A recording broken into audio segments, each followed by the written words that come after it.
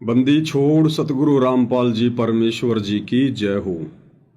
परम पिता परमात्मा सारी सृष्टि के रचनहार, कुल मालिक, असंख्य ब्रह्मांडों के स्वामी, जगत गुरु, तीनों लोकों में प्रवेश करके सबका धारण पोषण करने वाले राजाधिराज, आत्माधार, नाथों के नाथ, देवों के देव महादेव, सर्वेश्वर महेश्वर, मृत्युंजय, अजरो अमर, आदि अनादि, सनातनी प्रभु, जगत पिता जगदीश्वर, श्री श्री 1008 की उपाधि के वास्तविक अधिकारी, अकाल मूर्त सौद स्वरूपी राम वासुदेव, सर्वगतम ब्रह्म, परम पूज्य, प्रथम पूज्य, परम संत, परम पुरुष, परम धनी, परम दयालु, सत्य कबीर, हक्का कबीर, अल्लाहु कबीर, अल्लाहु अकबर, बाखबर, अल्लाह ताला, जगत के तारणहार, जगत के मुक्तिदाता, जगत के जगन्नाथ, हारे के सहारे, हिंदुओं के राम, मुसलमानों के अल्लाह, सिखों के वाहिगुरु, ईसाइयों के मसीह,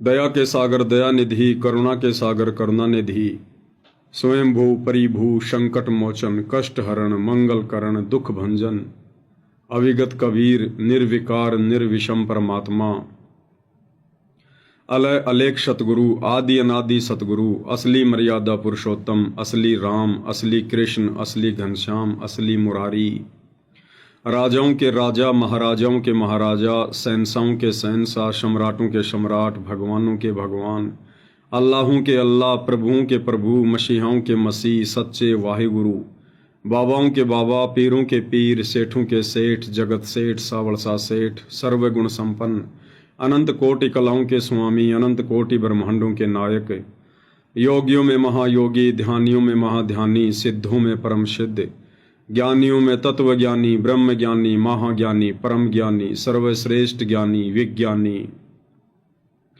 युवा कबीर, समर्थ कबीर, असमवात, अमित ओजा, सच्चे रहनुमा, करीम अल्लाह, सुभान अल्लाह, दुनिया के अंतिम पैगंबर, 8 सितंबर 1951 से गांव धनाना, जिला सोनीपत, हरियाणा, भारतवर्ष की पावन भूमि पे प्रकट रियल कल की भगवान श्री नारायण साकार हरि, श्री बाबा साहेब नूर अनंत परमात्मा, सच्चे दरवेश, सच्चे बाखबर, संत श्रोमणी सतगुरु रामपाल जी परमेश्वर जी के चरण कमल में साध संगति से जुड़े हुए देश विदेश से आप और हम सभी सत्सेवक भाई बहनों का अनंत कोटि दंडवत प्रणाम।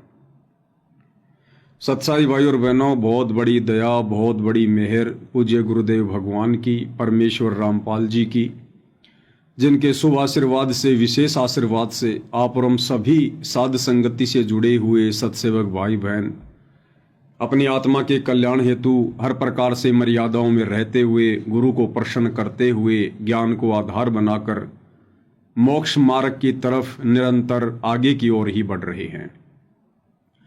भाई और बहनों, इस कलयुग की पिछली पीढ़ी में ये जो परम सौभाग्य आप और हम चंद आत्माओं को प्राप्त हुआ है, साध संगति से जुड़कर सतगुरु की महिमा करने का, ये परम सौभाग्य भाई और बहनों बहुत ही कम आत्माओं को मिल पाता है, बहुत ही कम आत्माओं को। और जो आत्माएं आज सतगुरु की महिमा ना करके और 2 टाइम की रोजी रोटी के लिए सांसारिक काम धंधों को ये ज्यादा महत्व दे रहे हैं, वे आत्माएं आने वाले समय में पछताएंगी। जो आत्माएं वर्तमान में मर्यादाओं को अधिक महत्व ना देकर और अपनी भौतिक इच्छाओं की पूर्ति में धन ज्यादा से ज्यादा कमाने में लगी हुई हैं, भाग दौड़ में पड़ी हुई हैं, वे आत्माएं आने वाले समय में बहुत ज्यादा पछताएंगी, क्योंकि सतगुरु महिमा का ये मौका भाई और बहनों आगे नहीं मिलेगा। सतगुरु के धरती से जाने के बाद, पृथ्वी से चले जाने के बाद, हम चाहे उनकी कितनी महिमा कर लें, कितना ही गुणगान कर लें, हमें वो अमोलक वस्तु प्राप्त नहीं हो सकती जिस अमोलक वस्तु यानी मोक्ष के लिए हम युगों युगों से भटक रहे हैं। इसलिए हमने वर्तमान में जितना हो सके भक्ति के साथ साथ सतगुरुदेव की महिमा भी करनी चाहिए। आप जिस सोशल मीडिया पर देखते हैं, दुनिया भर के लोग यूट्यूब पर चैनल बनाकर, फेसबुक पर पेज बनाकर, अन्य सोशल मीडिया प्लेटफॉर्म पर अपने अकाउंट खोलकर और अपने उन धर्म गुरुओं की दिन रात बड़ाई कर रहे हैं, प्रशंसा कर रहे हैं, वीडियो बना रहे हैं, जो धर्म गुरु नकली हैं, जिन्हें शास्त्रों का ज्ञान नहीं है, जिन्हें भक्ति मार्ग का ज्ञान नहीं है। उसके बावजूद भी वो श्रद्धालु अपने उन गुरुओं को श्रेष्ठ मानकर, परम संत मानकर, परमात्मा मानकर और दिन रात उनकी महिमा में लगे हुए हैं। तो भाई और बहनों, आप और हमें तो पूर्ण परमात्मा मिले। पूर्ण परमात्मा सारी सृष्टि के मालिक है। उन नकली धर्म गुरुओं के भी गुरु, उनके भी भगवान, उनके भी परमात्मा, जगत गुरु। लेकिन यहां काल ने संगत को बंदिशों में बांध रखा है, संगत को डरा रखा है, भयभीत कर रखा है कि यदि तुम लोगों ने सतगुरु की महिमा की, सतगुरु महिमा के शब्द गाए या ज्यादा ज्ञानी बनने की कोशिश की, तो तुम्हें गुरुद्रोही डिक्लेयर कर दिया जाएगा, तुम्हें शतलोक आश्रमों में नहीं आने दिया जाएगा, पीला पर्चा निकालकर तुम्हारी नो एंट्री कर दी जाएगी। तो काल ने 90% संगत को पूरी तरह से भ्रमित कर रखा है और साथ में भयभीत भी कर रखा है। तो ये अनमोल मौका जो गुरुदेव भगवान ने हम इस डर और भय से बाहर निकालकर इन शतलोक आश्रमों की बेड़ियों से स्वतंत्र रखकर, इन कोऑर्डिनेटरों की गुलामी से बाहर रखकर, जो मौका गुरुदेव भगवान ने आप और हम सत्सेवक भाई बहनों को दिया है स्वतंत्र होकर भक्ति करने का, निर्भय होकर सतगुरु की महिमा करने का, ये भाई और बहनों अनमोल है, अनमोल। तो हमने इसका जी भरकर फायदा उठाना है, जी भरकर हमने इसका लाभ उठाना है। और ये लाभ हमें भाई और बहनों उसी समय मिलेगा सतगुरु महिमा का, जब हम सतगुरु को परमात्मा के रूप में देखेंगे। अगर भगत के मन में जरा भी कच्चापन रहा, जरा भी दोष आया कि हो सकता है मेरे गुरुजी तो कबीर जी के अवतार हैं, हो सकता है मेरे गुरुजी को कबीर जी ने सतलोक से भेजा है, हो सकता है मेरे गुरुजी तो कबीर जी के दास हैं, उनकी प्यारी आत्मा हैं, मेरे गुरुजी तो कबीर जी के हंस हैं, उनके वंश हैं, उनके अंश हैं। अगर जरा भी दोष आ गया, जरा भी, तो भाई और बहनों हम चाहे कितनी महिमा कर लें, कितने शब्द गा लें, कितनी भक्ति कर लें, हमें मोक्ष प्राप्त नहीं हो पाएगा। बाकी जैसी भक्ति हम करेंगे, जितना दान धर्म हम करेंगे, वो परमात्मा हमें इस जन्म में या किसी अन्य जन्म में अवश्य देगा, क्योंकि परमात्मा कभी किसी का रखता नहीं है। लेकिन मोक्ष प्राप्ति के लिए, सदा सदा के लिए जन्म और मरण से छुटकारा प्राप्त करने हेतु हमने सतगुरु को ही परमेश्वर के रूप में हृदय से ज्ञान को आधार बनाकर आत्मा से मानना पड़ेगा। और कबीर परमेश्वर जी के सतभक्ति मार्ग में उनके अलावा दूसरा कोई गुरु, सतगुरु, तत्वदर्शी संत नहीं होता है।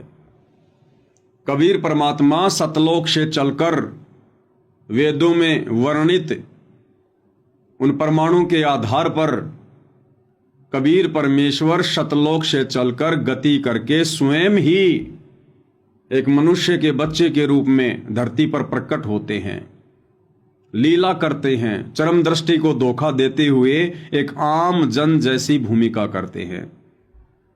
और फिर जब वे अपना तत्व ज्ञान प्रचार करते हैं, तो तत्व ज्ञान प्रचार करने का उनका उद्देश्य यही होता है कि इस ज्ञान को आधार बनाकर आत्माएं मेरी पहचान करें। अगर वो परमात्मा जबरदस्ती अपना कोई रूप दिखा देगा, कोई चमत्कार दिखा देगा या मुंह से कह देगा कि मैं कबीर हूं, तो भी हम उन्हें नहीं स्वीकार करेंगे।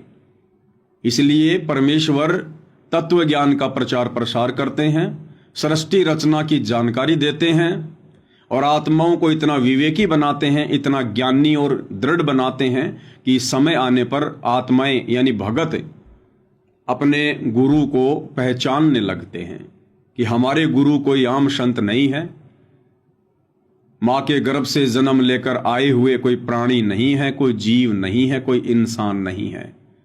और ना हम अपने गुरु को कभी सौपन में मानुष मानने की गलती करें। परमात्मा कहते हैं, गुरु मानुष कर जानते वो नर कहिए अंध, ओवें दुखी संसार में आगे काल के फंद। जो अपने गुरु को अपना जैसा मानुष मानते हैं, मनुष्य मानते हैं, अपने की तरह मां के गर्भ से जन्म लेकर बाहर आया हुआ एक जीव मानते हैं, कहते हैं वो तो ज्ञानहीन है, वो तो अंधे की श्रेणी में है, उन्हें तत्व ज्ञान नहीं है। और ऐसी आत्माएं पूर्ण सतगुरु से उपदेश लेने के बाद भी ओवें दुखी संसार में और आगे काल के फंद। तो भाई और बहनों, पूज्य गुरुदेव भगवान ने हमें इस काल के फंद से बचाने के लिए अपनी जानकारी देने में कि वे स्वयं ही परमात्मा हैं, कबीर देव हैं, हम आत्माओं के लिए सतलोक से चलकर आए हैं, उन्होंने ऐसी कोई भी गुंजाइश नहीं छोड़ी है। 650 साल पहले आदरणीय धर्मदास जी के माध्यम से परमात्मा ने इतना मोटा कबीर सागर लिखवाया, उसमें सारी जानकारी उपलब्ध करवाई, और वर्तमान में अपने सत्संगों में परमेश्वर ने कोई कमी नहीं रखी है संकेत करने में। अब संकेतों को समझने के लायक हमने बनना पड़ेगा, क्योंकि पूज्य गुरुदेव भगवान ने हमें दुनिया से सर्वश्रेष्ठ ये जो ज्ञान है, तत्व ज्ञान, हमें वो प्रदान किया है। बाकी लोगों को तो केवल ज्ञान है, लेकिन गुरुदेव ने हमें जो दिया है वो तत्व ज्ञान है, विशेष ज्ञान है, विज्ञान है। और यदि अब भी हम इस तत्व ज्ञान रूपी टॉर्च की रोशनी में अपने गुरुदेव भगवान को नहीं पहचानेंगे तो धिक्कार है भाई और बहनों, आप और हमारी भक्ति पर और इस मनुष्य जन्म पर, जिस मनुष्य जन्म का मकसद ही गुरु को परमेश्वर के रूप में पहचान कर आजीवन उनकी मर्यादाओं में रहकर मोक्ष प्राप्त करने के लिए मिला है। तो हमने अब गुरुदेव भगवान के संकेतों को समझना चाहिए। और संकेत कब समझ में आएंगे? जब गुरुदेव भगवान की खुद की रजा होगी, उनकी मेहर होगी। और ये मेहर भाई और बहनों किस प्रकार से बनती है? ये 2 प्रकार से बनती है। ये मेहर कोई मार्केट में किसी दुकान पर नहीं मिलती है, रिश्वत से नहीं मिलती है। इस मेहर के 2 प्रकार हैं। पहला प्रकार हमारे पूर्व जन्मों की जो भक्ति है, जो भक्ति धन है, पूर्व जन्मों के मजबूत भक्ति संस्कार जिसके जितने ज्यादा हैं, उस आधार से वो आत्मा तुरंत इस ज्ञान को स्वीकार कर लेती है, भक्ति पर दृढ़ हो जाती है और गुरु को परमात्मा मानने में तनिक भी देरी नहीं करती है। और जब गुरु को परमात्मा मान लिया, उसके बाद वो आत्मा दृढ़ हो जाएगी, कभी सौपन में भी मर्यादा तोड़ने की नहीं सोचेगी। तो ऐसी आत्मा पर फिर सतगुरु मेहर करते हैं, उसकी भक्ति देखकर, उसके भाव देखकर, उसकी मर्यादा देखकर। और दूसरा तरीका मेहर प्राप्त करने का, यदि हमारे जन्म जन्मांतरों के शुभ संस्कार ज्यादा नहीं हैं, तो वर्तमान में गुरुदेव भगवान ने हमें जो शास्त्र अनुकूल सत भक्ति दी है, इस भक्ति को मर्यादा में रहकर करने से बहुत जल्दी हमारे शुभ कर्म बनना शुरू हो जाते हैं। तो 2 में से एक तरीका तो हमने गुरु को पहचानने के लिए, उनकी मेहर प्राप्त करने के लिए अपनाना ही पड़ेगा। बाकी हाथ पकड़िए परमात्मा किसी को भी आगे नहीं चलाएगा। हाथ पकड़ के किसी को भी धक्का मार के सतलोक लेकर नहीं जाएगा, अन्यथा फिर इनका काल के साथ किया गया एग्रीमेंट टूट जाता है। काल ने कहा था, परमात्मा आप नीचे जाओगे, इन आत्माओं को समझाओगे, आपसे मेरी विनती है, मेरी प्रार्थना है, आप किसी के साथ जबरदस्ती ना करना, बाय फोर्स किसी को सतलोक लेकर ना जाना। जो आपके ज्ञान को स्वीकार करे, मर्यादाओं में रहकर आपकी भक्ति करे, उन्हीं को सतलोक ले जाना। तो परमात्मा ने कहा कि ठीक है भाई, जो मेरे ज्ञान को ही नहीं समझेगा, जो मुझे ही नहीं समझेगा, फिर ऐसी निकम्मी आत्मा को भला सतलोक ले जाकर मैं क्या करूंगा? वो फिर से बकवाद करेगा, मुझे फिर से नीचे पटकने पड़ेंगे। तो भाई और बहनों, अब हमसे दोबारा ऐसी कोई गलती ना हो, जो गलती हम युगों युगों से सतगुरु की शरण प्राप्त होने के बावजूद भी करते ही आ रहे हैं। गुरु को मानुष मानने वाली गलती, गुरु को ना पहचान कर अपना अनमोल मनुष्य जीवन बर्बाद करने वाली गलती, तो एक छोटे से सत्संग के माध्यम से पूज्य गुरुदेव भगवान ने हमें क्या समझाया है, और इस सत्संग से हमने यही समझना है कि संकेत क्या होते हैं। परमात्मा सीधे सीधे अपने आप को परमात्मा नहीं कहेंगे। आज से पहले खूब कहा उन्होंने अपने आप को परमात्मा। सतयुग से लेकर और 650 साल पहले तक, यानी कलयुग के प्रथम चरण तक, इस परमात्मा ने सरेआम कहा, खुलेआम कहा कि हम ही अलख अल्लाह हैं, कुतुब गोश और पीर, गरीब दास खालिक धनी, हमरा नाम कबीर। सरेआम परमात्मा ने लाखों चमत्कार किए, बेहिसाब अपने भक्तों को सुख दिए, तुरंत राहत प्रदान की, आंखों के आगे जन समूह के सामने मुर्दों को जिंदा किया, किसी की कटी हुई गर्दन जोड़ी तो किसी की कटी हुई उंगली जोड़ी। बड़े बड़े राजा महाराजाओं को परमात्मा ने नतमस्तक किया। उसके बावजूद भी हम आत्माएं अपने परवरदिगार को नहीं पहचान पाई। तो परमेश्वर ने सारे फॉर्मूले अपनाकर देखे हुए हैं। इसलिए ये वर्तमान का समय पूज्य गुरुदेव भगवान ने, कबीर परमात्मा जी ने ज्ञान आधार का चुना है, हमें शिक्षित किया है, धर्मशास्त्रों से परिचित करवाया है, अपनी महिमा से परिचित करवाया है, अपने परमेश्वर होने के विषय में सैकड़ों प्रमाण धर्मशास्त्रों से दिए हैं।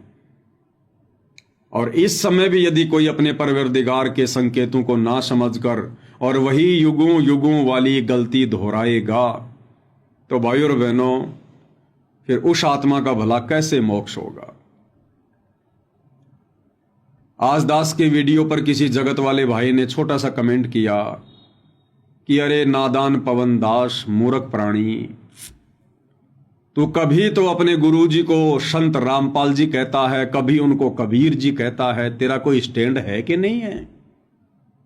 तो दास ने उस भोले भाई को समझाया कि भाई, जिस प्रकार त्रेता युग में श्री रामचंद्र जी के रूप में स्वयं विष्णु भगवान ही आए थे, उनको श्री रामचंद्र जी कहो चाहे विष्णु जी कहो, एक ही बात है। फिर द्वापर युग में श्री कृष्ण जी के रूप में साक्षात श्री विष्णु जी ही आए थे। अब उनको श्री कृष्ण जी कहो चाहे श्री विष्णु जी कहो, वो एक ही शक्ति है, एक ही बात है। ठीक इसी प्रकार वर्तमान कलयुग की बिचली पीढ़ी में कबीर परमात्मा सतलोक से चलकर 8 सितंबर 1951 को गांव धनाना, जिला सोनीपत, हरियाणा, भारतवर्ष की पावन भूमि पर संत रामपाल जी नाम से स्वयं ही प्रकट है। अभी ने चाहे सतगुरु रामपाल जी कहो, चाहे कबीर भगवान कहो, चाहे सत्य पुरुष कहो, चाहे परम अक्षर ब्रह्म कहो, चाहे सारी सृष्टि का रचयिता कहो, सारे ब्रह्मांडों के उत्पत्ति करता कहो, कुछ भी कहो ही ने, एक ही बात है।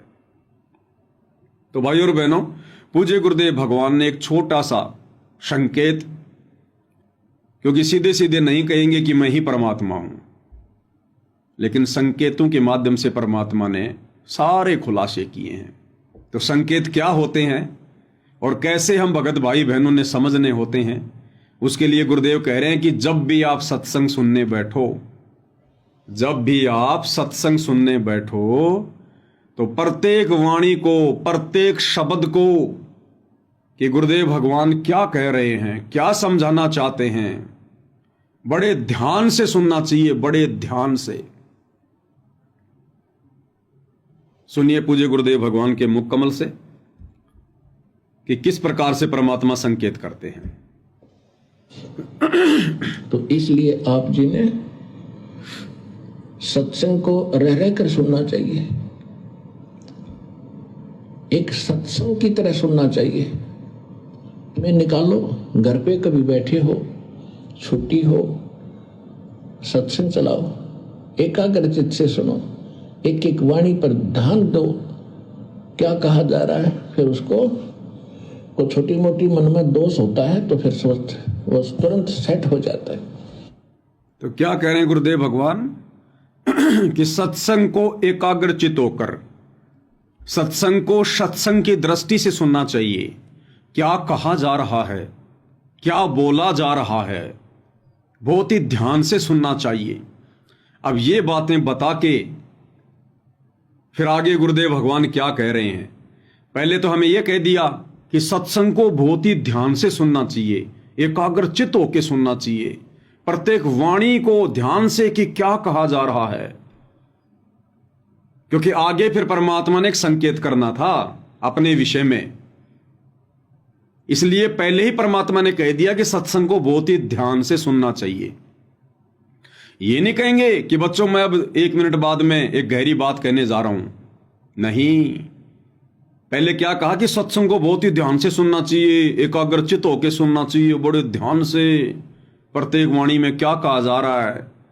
हमारा ध्यान आकर्षित करने के लिए पहले तो परमात्मा ने यह संकेत कर दिया, क्योंकि आगे गुरुदेव ने अपने विषय में बताना है कि वो कबीर परमात्मा कौन है। तो आगे अब क्या कह रहे हैं गुरुदेव। प्रश्न चल रहा है कि वो परमात्मा इस यथार्थ ज्ञान को देने के लिए स्वयं ही आते हैं। ये संकेत कर दिया फिर आगे परमात्मा ने कि प्रसंग चल रहा है कि वो परमात्मा, कौन परमात्मा? परमात्मा तो एक ही है, कबीर परमात्मा। प्रसंग चल रहा है कि वो परमात्मा अपने यथार्थ ज्ञान को यानी सत्य ज्ञान को देने के लिए स्वयं ही चलकर आते हैं। अगर वो परमात्मा अपना यथार्थ ज्ञान देने के लिए, तत्व ज्ञान देने के लिए खुद ही चलकर आते हैं, तो वर्तमान में आप और हमें सतगुरु रामपाल जी के रूप में जो महापुरुष यथार्थ ज्ञान बता रहे हैं, तत्व ज्ञान बता रहे हैं, फिर ये कौन है? क्योंकि अपना ज्ञान देने के लिए तो परमात्मा स्वयं ही चल के आते हैं। तो गुरु जी का वचन तो झूठा नहीं हो सकता, मिथ्या नहीं हो सकता। साध वचन पलटे नहीं, चाहे पलट जाए ब्रह्मांड। तो पहले तो गुरुदेव ने कहा कि सत्संग को बड़े ध्यान से सुनना चाहिए, प्रत्येक वाणी में क्या बोला जा रहा है, और आगे फिर तुरंत संकेत कर दिया कि वो परमात्मा अपना यथार्थ ज्ञान देने के लिए स्वयं ही चलकर आते हैं। अब भाई और बहनों, ये नॉर्मल सी बात लग रही होगी कि ऐसा तो गुरुजी बार बार ही बोलते हैं, हर सत्संग में बोलते हैं। अरे हर सत्संग में बोलें ना बोलें, लेकिन जो सत्यता है उसको तो हमने पकड़ना चाहिए। जिस प्रकार कबीर जी की हजारों लाखों वाणियां हैं, लेकिन आप और हमने कुछ एक वाणियां बचपन से सुनी हैं। जब हम पढ़ा करते थे 5वीं 6वीं में, तो हिंदी में कबीर जी के दोहे आते थे। कबीर बड़ा भया तो क्या भया, जैसे पेड़ खजूर, पंछी को छाया नहीं, फल लागे अति दूर। इसको हमने बचपन में खूब पढ़ा, खूब पढ़ा, खूब पढ़ा, रट लिया। अब वर्तमान में गुरुदेव भगवान की शरण में आए, हम कबीर पंथी बने, तो ये वाणी अब हमें नॉर्मल सी लग रही है। ये वाणी हमें बिल्कुल नॉर्मल सी लग रही है। क्यों? क्योंकि हमने इसको बार बार पढ़ा, बचपन से पढ़ा। अरे भैया, चाहे हमने इसको बचपन से पढ़ा या ना पढ़ा, चाहे बार बार पढ़ा या ना पढ़ा, लेकिन ये वाणी अपने अंदर जो गूढ़ रहस्य, जो ज्ञान छुपा के रखती है, वो तो है। उसको कौन मिटा देगा? इस वाणी के अंदर जो रहस्य है, जो ज्ञान है, क्या हमारे बार बार पढ़ने से, बचपन से पढ़ने से क्या वो कम हो जाएगा? तो भाई और बहनों, परमात्मा नॉर्मल तरीके से ही संकेत करते हैं, और संकेतों को हमने समझना चाहिए, क्योंकि अब गुरुदेव ने हमें तत्व ज्ञान देकर संकेतों को समझने के योग्य बना दिया है। योग्य। एक बार फिर से सुनिएगा शुरू से। परमेश्वर ने किस प्रकार से हमें ध्यान से सत्संग सुनने की सलाह दी, और फिर तुरंत अपने विषय में संकेत भी किया। तो इसलिए आप जी ने सत्संग को रह रह कर सुनना चाहिए, एक सत्संग की तरह सुनना चाहिए। मैं निकालो, घर पे कभी बैठे हो, छुट्टी हो, सत्संग चलाओ, एकाग्रचित से सुनो, एक एक वाणी पर ध्यान दो, क्या कहा जा रहा है। फिर उसको को छोटी मोटी मन में दोष होता है तो फिर स्वस्थ वो तुरंत सेट हो जाता है। तो प्रसंग चल रहा है कि वो परमात्मा इस यथार्थ ज्ञान को देने के लिए स्वयं ही आते हैं। सभी वेद प्रमाण करते हैं। ऋग्वेद मंडल नंबर 9 सूक्त नंबर 1 मंत्र 8 और 9 में, ऋग्वेद मंडल नंबर 9 और सूक्त 20 मंत्र 1 में, ऋग्वेद मंडल नंबर 9 सूक्त 86 मंत्र 26 और 27 में, ऋग्वेद मंडल नंबर 9 सूक्त 82 मंत्र 1 2 3 में, ऋग्वेद मंडल नंबर 9 सूक्त 54 मंत्र 3 में, ऋग्वेद मंडल नंबर 9 सूक्त 94 के मंत्र 1 में, ऋग्वेद मंडल नंबर 9 सूक्त 95 के मंत्र 2 में, ऋग्वेद मंडल नंबर 9 सूक्त 96 के 96 के मंत्र 16 से लेकर 20 तक, और भी अनेक स्थानों पर, यजुर्वेद अध्याय नंबर 29 मंत्र 25 में, और भी बहुत से स्थानों पर परमात्मा की महिमा का वर्णन है। उसमें क्या लिखा है कि वो पूर्ण परमात्मा जिसने सारी सृष्टि की रचना की है, जिसने सब जीवात्माओं को भी उत्पन्न किया है, वो ऊपर के लोक में, धूलोक माने तेजो में लोक में, उसके तीसरे पोर्शन में बैठा, टॉप मोस्ट प्लेस पे, और वहां से गति करके आते हैं, और इतनी तेजी से आते हैं जैसे बिजली विद्युत आके ऊपर आकाशीय बिजली चलती है। और किस उद्देश्य से आते हैं? अच्छी आत्माओं को मिलते हैं, उनको तत्व ज्ञान से परिचित कराते हैं। किस उद्देश्य से आते हैं भाई और बहनों? क्या कह रहे हैं गुरुदेव भगवान? वो परमात्मा सतलोक से गति कर कर किस उद्देश्य से पृथ्वी पर आते हैं, प्रकट होते हैं? अपनी अच्छी आत्माओं को मिलते हैं, उनको तत्व ज्ञान से परिचित करवाते हैं। क्या उद्देश्य है? अपनी अच्छी आत्माओं को आकर मिलते हैं, उन्हें तत्व ज्ञान से परिचित करवाते हैं। अब भाई और बहनों, सतलोक आश्रमों से जुड़े हुए जितने भी हमारे गुरु भाई बहन हैं, गुरुदेव का कलयुगी परिवार, उनके बेटा बेटी, भाई बंधु, रिश्तेदार जो उपदेशी हैं, अगर हम उनकी दृष्टि से विचार करें तो ये तो अच्छी आत्मा नहीं है। ये आश्रमों से जुड़े हुए भाई बहन, चाहे वो 1 करोड़ हैं, 2 करोड़ हैं, ये तो अच्छी आत्मा नहीं है। क्योंकि गुरुदेव क्या कह रहे हैं कि परमात्मा किस उद्देश्य से आते हैं?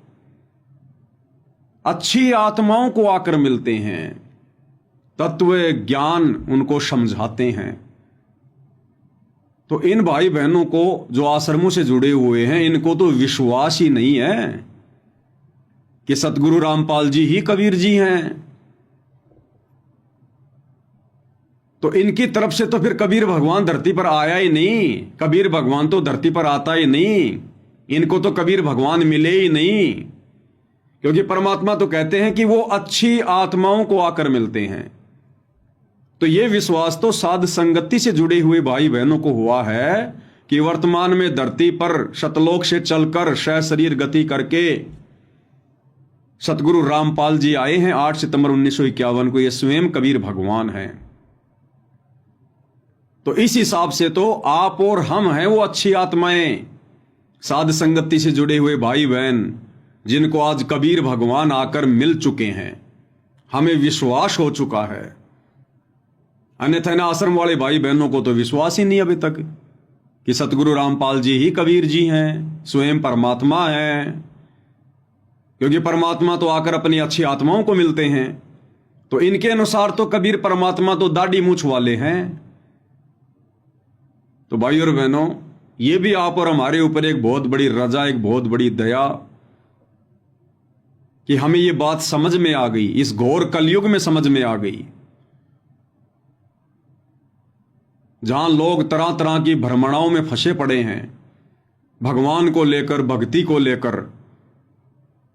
दुनिया वालों की तो बात ही क्या करें, जिनको परमेश्वर रामपाल जी ने आकर तत्व ज्ञान समझाना चाहा, जिनको अपनी शरण में लिया, वो भाई बहन भी कबीर जी कौन है, कहां है, इस बात को लेकर पूरी तरह से भ्रमित हैं। इन्हें अभी तक केवल यही पता है कि कबीर जी सतलोक में रहते हैं, कबीर जी के दाढ़ी मूछ है, और कबीर जी तो 650 साल पहले आए थे। इन आश्रमों से जुड़े भाई बहनों को यह विश्वास नहीं है कि कबीर जी 8 सितंबर 1951 को सतलोक से चलकर आ चुके हैं और वर्तमान में सतगुरु रामपाल जी के रूप में धरती पर प्रकट हैं। इनको इस बात का विश्वास नहीं है, और जब तक ये विश्वास नहीं होगा तब तक भाई और बहनों वो तत्व ज्ञान जो परमात्मा हमें समझाने के लिए आते हैं वो हमें समझ में नहीं आएगा, बिल्कुल भी समझ में नहीं आएगा। जब तक हम अपने गुरु को मानुष मानते रहेंगे ये बात हमें लाख जन्म भी समझ में नहीं आएगी, लाख जन्म भी। एक सत्संग में पूज्य गुरुदेव भगवान ने बिल्कुल क्लियर कर रखा है कि गुरु को मानुष मानने वालों के मन में कभी न कभी दोष आएगा। गुरुदेव ने कहा कि जो यहां भी रहते हैं, जो गुरु के निकट रहते हैं, और यदि उन्होंने गुरु को अपने जैसा ही एक मनुष्य माना तो कभी न कभी उनके मन में दोष आएगा। क्या कह रहे हैं गुरुदेव भगवान? महात्मा बताते हैं, गुरु मानुष कर जानते ते नर कहिए अंधे, ओए दुखी संसार में आगे यम के फंदे। गुरु को मानुष कर जानते तो ते नर कहिए अंधे, और फिर होवे दुखी संसार में, फिर काल के फंदे। पुणात्मा, हमने गुरु जी को परमात्मा मानना पड़ेगा। परमात्मा मानने से हमारी यह प्रॉब्लम सोल्व होएगी, नहीं तो नहीं हो सकती। क्लियर कर दिया गुरुदेव ने, मेन पॉइंट तो अभी बाकी है। गुरुदेव कह रहे हैं कि पुण्यात्माओं, आपने गुरु को परमात्मा मानना पड़ेगा, तब हमारी ये प्रॉब्लम सॉल्व होएगी, नहीं तो नहीं होगी। कौन सी प्रॉब्लम? जन्म और मरण वाली, गधे कुत्ते सूअर बनने वाली। अगर इस प्रॉब्लम को हमने सॉल्व करवाना है तो हमने अपने गुरु को परमात्मा यानी कबीर जी मानना पड़ेगा। ये गुरुदेव भगवान अपने अनेकों सत्संगों में क्लियर कर चुके हैं, लेकिन नादान संगत काल प्रेरित है, ये बात उनके समझ में नहीं आ रही है। और जो अपने गुरु को परमात्मा मानकर भक्ति नहीं करेगा और भले उनके साथ भी रह रहा है, यानी जो दूर बैठकर गुरु को मानुष मान रहे हैं, उनकी तो बात छोड़ो। जो गुरु के 24 घंटे साथ भी रहते हैं और फिर भी गुरु को अपना जैसा मनुष्य मान रहे हैं, उनके मन में भी कभी न कभी दोष आएगा, और दोष आ गया तो वो मोक्ष प्राप्त नहीं कर पाएगा। हम अपने ही जैसा गुरु को मानने, एक मानुष रूप मान करके हम यदि उसके साथ रहेंगे तो कभी ना कभी दोष आपके मन में आवेगा। क्लियर कर दिया गुरुदेव ने। यदि हम गुरु को अपने जैसा मानुष मानेंगे और उनके साथ भी रहेंगे तो कभी न कभी मन में दोष आएगा। एक बार फिर से सुन लो क्या कह रहे हैं परमात्मा। अपने ही जैसा गुरु को मानने, एक मानुष रूप मान करके हम यदि उसके साथ रहेंगे तो कभी ना कभी दोष आपके मन में आवेगा। क्लियर कर दिया गुरुदेव ने। इसलिए हम सत्सेवक भाई बहन अपने गुरु जी को ही परमात्मा मानकर, कबीर देव मानकर, सारी सृष्टि का मालिक मानकर, और बाकी जितने भी नकली कबीर सोशल मीडिया पर हैं, गूगल पर हैं, किसी के दाढ़ी मूछ है, किसी के सर पे मोर पंख है, किसी का क्या है, कोई सूत काट रहा है, कोई ताना बाना बुन रहा है, हमने उन सभी को साइड में कर दिया। उन सभी फोटोज को हमने कचरे के डिब्बे में डाल दिया, डस्टबिन में डाल दिया कि सतगुरु रामपाल जी के अलावा जितने भी ये नकली कबीर हैं ये तो सब सोशल मीडिया वाले कबीर हैं, ओरिजिनल कबीर नहीं है। ये तो केवल हाथ से बनाए गए चित्र हैं, काल्पनिक चित्र हैं, इमेजिन हैं, ओरिजिनल कबीर सतगुरु रामपाल जी हैं। और हम सत्सेवक भाई बहनों के घरों में केवल पूज्य गुरुदेव भगवान की ही प्रतिमा मिलेगी, उन्हीं की तस्वीर मिलेगी। अगर कोई भाई बहन लॉकेट भी पहनते हैं तो दूसरी तरफ लॉकेट में गुरुजी के अलावा जो सोशल मीडिया वाले नकली कबीर दाढ़ी मूंछ वाले की फोटो है, हम उसको उतार देते हैं, फेंक देते हैं हम उसको। और हम सत्सेवकों के घरों में, हमारे दरबार में, हमारे लॉकेट में, हमारे विचारों में, हमारी बातों में, सतगुरु महिमा में केवल सतगुरु रामपाल जी भगवान ही दिखाई देंगे और किसी के लिए कोई जगह नहीं है। गरीबदास जी की हमने केवल वाणियों से मतलब है, गरीबदास जी की शकल से कोई लेना देना नहीं है, गरीबदास जी के बोध दिवस मनाने से कोई लेना देना नहीं है, गरीबदास जी की महिमा करने से कोई लेना देना नहीं है। हमने केवल गरीबदास जी की वाणियों से मतलब है, और जिन जिन वाणियों से मतलब है वो वाणियां पूज्य गुरुदेव भगवान ने हमें निकाल कर दे दी हैं। अब गरीबदास जी का बोध दिवस मनाना फिर हमारे अधिकार क्षेत्र में नहीं है। दाढ़ी मूंछ वाले नकली कबीर, सोशल मीडिया वाले कबीर, वो कब आए थे, क्यों आए थे, कैसे आए थे, जितनी जानकारी आवश्यक थी पूज्य गुरुदेव भगवान ने उतनी जानकारी अपने सत्संगों में दे दी। अब उस दाढ़ी मूंछ वाले की फोटो को पूजना, दरबार में रखना, दीवारों पर टांगना, ये सच्चे भगत के अधिकार क्षेत्र में नहीं है। अन्यथा वो भगत फिर कभी भी पतिव्रता धर्म पर नहीं कहलाएगा, कभी भी। फिर वो व्यभिचारणी भक्ति हो जाएगी, व्यभिचारणी। एक अपने इष्ट को छोड़कर अपने ही गुरु को इष्ट रूप में मानकर पतिव्रता भगत ने भक्ति करनी होती है। अपने गुरुदेव के अलावा यदि आपने किसी और में इष्ट देखा, इष्ट यानी परमात्मा भगवान, तो फिर हम पतिव्रता धर्म पर नहीं कहलाएंगे, हम भक्ति मार्ग से फिसल जाएंगे। अपने ही गुरु को इष्ट मानकर हमने इस भक्ति को सफल करना होता है, क्योंकि कबीर परमेश्वर जी के सत भक्ति मार्ग में गुरु और इष्ट दोनों एक ही होते हैं। बहुत सारे भाई बहनों को थोड़ा कंफ्यूजन हो जाता है, वो समझ नहीं पाते हैं, क्योंकि गुरुदेव भगवान एक तीर से अनेकों शिकार करते हैं। और परमात्मा कहते हैं कबीर की वाणी अटपट, कबीर की वाणी अटपटी, झटपट समझ में ना आए, और जिसको झटपट समझ में आ जाए उसकी सारी खटपट मिट जाए। बहुत सारे भाई बहन गुरुदेव का एक छोटा सा वीडियो देखते हैं जिसमें गुरुदेव हंसा देश पंथ वालों के ऊपर सत्संग कर रहे हैं। उसमें गुरुदेव कह रहे हैं कि गुरु अलग होता है और इष्ट अलग होता है। जो लोग ये कहते हैं कि गुरु और इष्ट एक ही होता है वो तो मूर्ख हैं, उन्हें अभी आध्यात्मिक ज्ञान नहीं है। तो कुछ एक हमारे गुरु भाई बहन जो काल प्रेरित हैं, काल प्रेरणा से, क्योंकि जब काल प्रेरणा होती है तो आदमी हमेशा उल्टा सोचता है, तो वो हमारे को एक सत्संग भेज देते हैं कि देखो देखो देखो गुरुजी ने तो कह रखा है कि गुरु अलग होता है और इष्ट अलग होता है, और जो गुरु को इष्ट मानकर पूजते हैं वो तो महामूर्ख हैं। तो भाई और बहनों, इसके दो कारण हैं।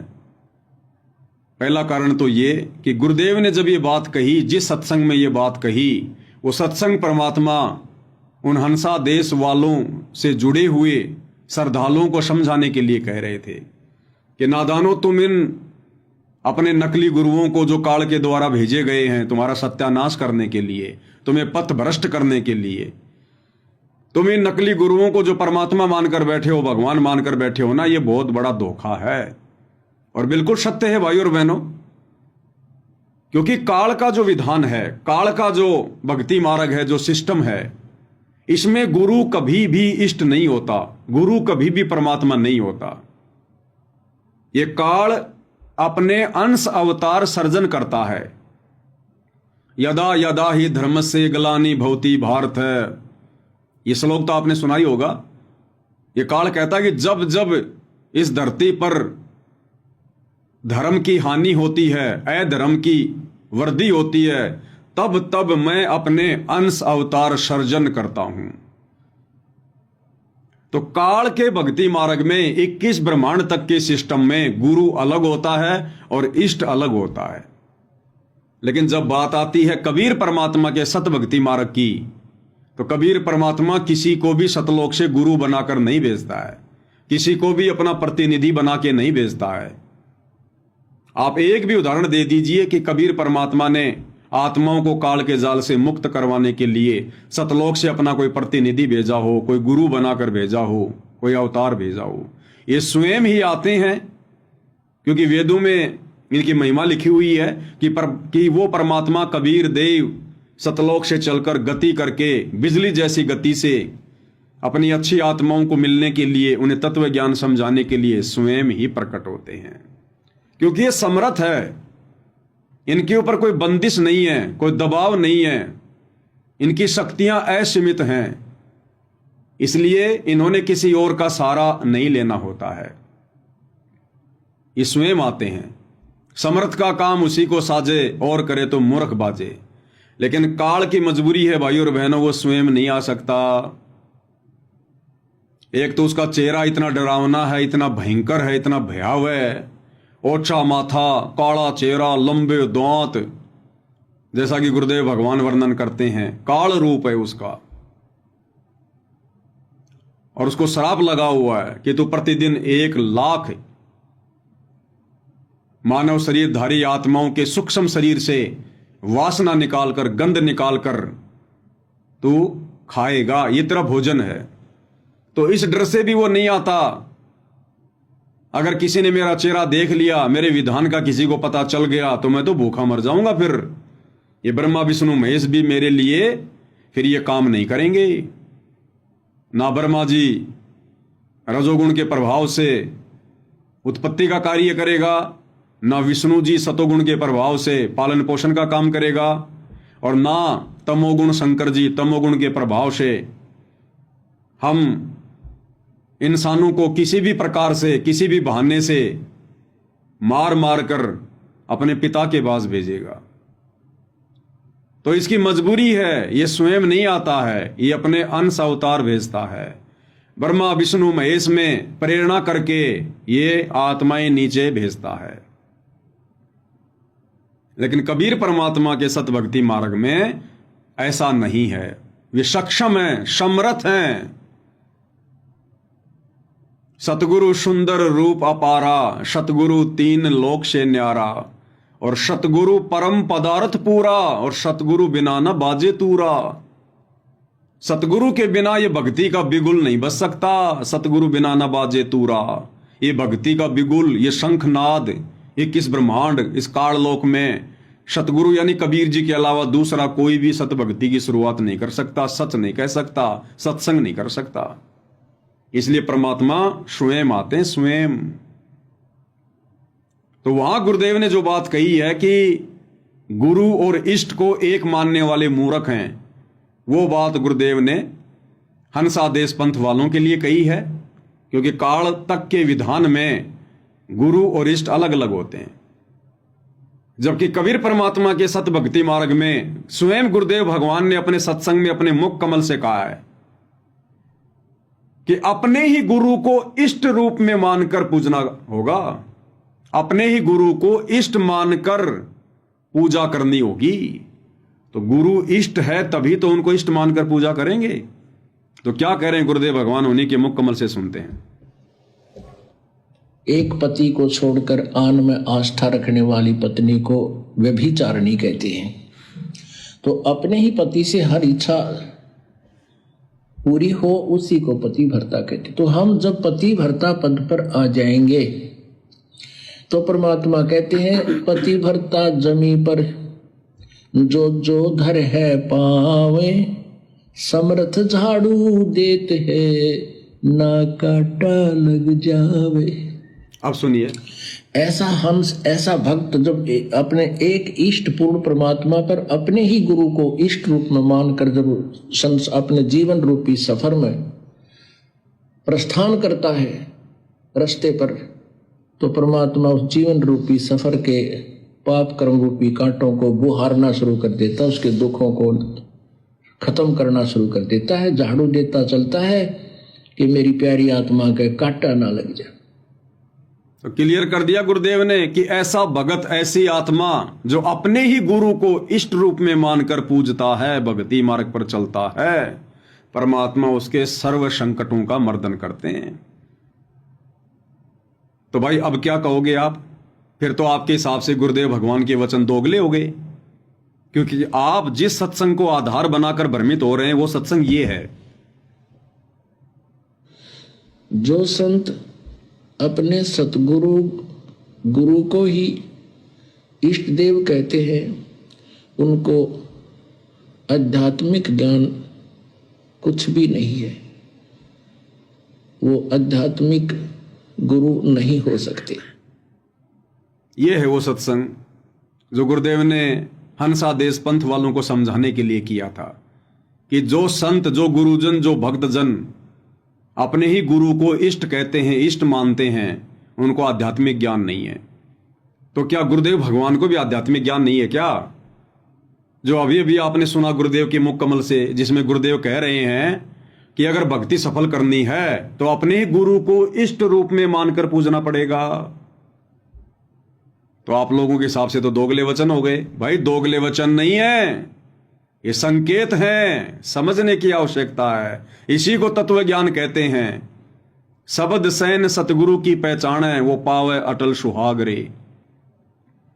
अब ऐसा ही एक सत्संग और है जो गुरुदेव भगवान ने सन 2000 के आसपास अपने प्रवचन में कहा था कि नाम दीक्षा लेने के बाद अपने घर पर अलमारी में या कहीं भी अपना दरबार लगाओ और वहां पर अपने सतगुरु की और अपने इष्ट की फोटो अवश्य होनी चाहिए। तो ये वचन सुनकर भी बहुत सारे भाई बहन जो साध संगति वालों की भक्ति क्रिया से नफरत करते हैं, काल प्रेरणा से मौका देखकर वो सत्संग हमें भेजते हैं कि देखो देखो देखो ये सत्सेवक तो पागल हो गए। संत रामपाल जी को इष्ट कह रहे हैं, अपने गुरु को इष्ट कह रहे हैं, और गुरु जी कह रहे हैं कि इष्ट अलग होता है और भगवान अलग होता है। सत्सेवक कहते हैं कि केवल घर के दरबार में अपने गुरु जी की फोटो होनी चाहिए, और गुरु जी कह रहे हैं कि अपने सतगुरु की और अपने इष्ट की दोनों की फोटो होनी चाहिए। पहले वो छोटा सा सत्संग आपको सुना देते हैं। मूर्ति अवश्य रखनी अपने घर पे, मूर्ति की पूजा नहीं सत्कार करना है। अब कोई तो मूर्ति पर अटक गया, उसी का भोग लगा, उसी की आरती तारे है, उसी का अगर प्रार्थना करता रहे, बस बन की बात, उसी का माला डालने जा, उसी का अगर धूप पर जोत जगा दी, ये व्यर्थ है। मूर्ति हो अपने इष्ट और गुरु की अवश्य हो, और दंडवत प्रणाम करे उनको, सीने से लगा अपने गुरुदेव की मूर्ति को, अपने इष्ट की मूर्ति को। इससे हमारे अंदर विनम्रता और उनके प्रति श्रद्धा बनी रहती है। ऐसा ना करने से भी हम अधूरे रह जाएंगे। केवल मूर्ति ही पूजता रहे, ये कबीर साहब ने खंडन किया। नादानो, तुम केवल मूर्ति पर ही आश्रित हो गए, मंत्र से ही जाप कर नहीं रहे। तो इस पुराने सत्संग में गुरुदेव भगवान ने गुरु को और इष्ट को अलग अलग बता दिया। अब क्यों बताया भाई और बहनों, इसका भी रीजन है। क्योंकि जिस समय सतगुरु रामपाल जी भगवान ने सत भक्ति मार्ग की सन 1994 में शुरुआत की, उस समय कोई भी इस बात को स्वीकार करने योग्य नहीं था कि गुरु ही इष्ट होता है। अगर गुरु जी ये कह दें कि गुरु ही इष्ट होता है, जोर देकर अगर ये बात कहें, वैसे तो कई बार संकेत किया है, लेकिन अगर जोर देकर कहें कि आपने गुरु को ही इष्ट मानना पड़ेगा, तो हम आत्माओं के मन में क्या दोष आता कि गुरु को ही इष्ट मानना पड़ेगा। गुरु यानी हमारे गुरु जी सतगुरु रामपाल जी, जिनसे हमने उपदेश लिया, ये तो हमारे गुरु हो गए। और इष्ट यानी कबीर जी, यानी हमने संत रामपाल जी को ही कबीर जी मानना पड़ेगा। तो ना जाने भाई और बहनों कितने दोष उन आत्माओं के मन में आ जाते। और उपदेश लेने के बाद अपने गुरु जी के प्रति अगर मन में दोष आ गया तो वो आत्मा नाम रहित हो जाती है। इसलिए शुरुआती समय में आप और हमारी बुद्धि के लेवल को देखते हुए कि अभी ये नादान बच्चे संकेतों को समझने के योग्य नहीं हुए हैं, अभी इनको सत्संग सुनने दो, भक्ति पर जैसे भी ये चले इनको चलने दो। अपनी तरफ से गुरुदेव भगवान ने लाभ दे देकर हमारे को भक्ति मार्ग पर चलाया, मीठी गोली दे दे के, कि धीरे धीरे धीरे धीरे सत्संग सुनेंगे, समझ में आएगी, भक्ति बनेगी, ज्ञान योग खुलेगा, तो एक दिन ये खुद ही निर्णय कर लेंगे कि गुरु और इष्ट में कोई अंतर नहीं होता है। तो इसलिए परमात्मा ने शुरुआत में अपने आप को कबीर जी का दास कहा, केवल एक गुरु कहा। स्वयं कबीर भगवान होते हुए भी हमारी छोटी बुद्धि को देखते हुए, और जबकि संकेतों में परमात्मा उन पुराने सत्संगों में ये भी क्लियर करते हैं कि गुरु और इष्ट एक ही होता है। सुनिए, जो बोला सुनो तो के कैसे ये अब के कौन सो भाई फिर बताओ। अब ये ऐसे ऐसे काल हमारा छोरा उग्रवादियों ने पकड़ लिया था और आपकी दया तो बचा महाराज, आप ले आए बचा के, मैं कित बचाया। अक आप गए थे महाराज जी, छोरे ने खोल के लाए और निखा में कर नो बोला सतगुरु थे, सतगुरु बंदी छोड़ कहने लगे, गुरु जी कहने लगे ये कबीर साहब थे गरीबदास जी, मैं तो उठ के बिना बैठा जानता, मैं कित के लाऊं था। नो बोले नो ना बकाओ हमने, क्योंकि महाराज कहते हैं जो गुरु मानस कर जानते हुए नर कहीं अंध और महादुखी संसार में फिर आ गए यम के फंद। ईश्वर में और गुरु में और इष्ट में कोई अंतर नहीं होता, क्योंकि ये महाराज के देही को सतगुरु कहें, ये सब धुंधर ज्ञान। अगर इस शरीर को ही आप सतगुरु मानते हो और चार दाग आवनी जाको सतगुरु जानो। तो क्लियर कर दिया गुरुदेव ने कि गुरु में और इष्ट में कोई अंतर नहीं होता है, क्योंकि देही को सतगुरु कहें यो सब धुंधर ज्ञान, और चार दाग आवे नहीं वाको सतगुरु जान। गुरुदेव भगवान समझा रहे कि नादानो, क्या तुम मेरे इस शरीर को देखकर, जो तुम्हारे जैसा मैंने धारण किया है, ये मनुष्य जैसा शरीर, इस शरीर को देखकर, इस देही को देखकर क्या तुम मुझे अपने जैसा मान रहे हो क्या? देही को सतगुरु कहे यो सब धुंधर ज्ञान, और चार दाग आवे नहीं वाको सतगुरु जान। कि इस शरीर के अंदर है वो इष्ट, वो सतगुरु असली।